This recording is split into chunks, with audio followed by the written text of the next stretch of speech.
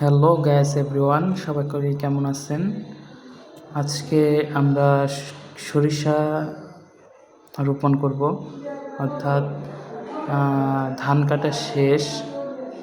এই সময়টাতে সরিষা রোপণ করলে অল্প কিছু দিনের মধ্যে আমরা সরিষাগুলো পেয়ে যাব। তো প্রথমে আমাদের ধান কাটা শেষ, তো এমত অবস্থায় আমরা সরিষাগুলো বুনে দিচ্ছি। খেতে আমরা সরিষা ছিটিয়ে দিচ্ছি। দেখা যাক এবার ফলন কেমন হয়, সেটা আপনাদেরকে পরবর্তী ভিডিওতে আমরা দেখাবো। আর সরিষা যারা আপনারা রোপণ করবেন চাষাবাদ ছাড়া, তাদের একটা জিনিস লক্ষ্য রাখতে হবে, সেটা হচ্ছে মাটি।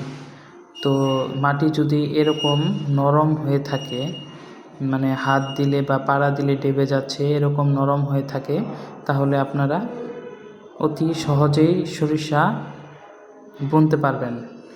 তবে একটা দিকে খেয়াল রাখতে হবে, সরিষাটা যখন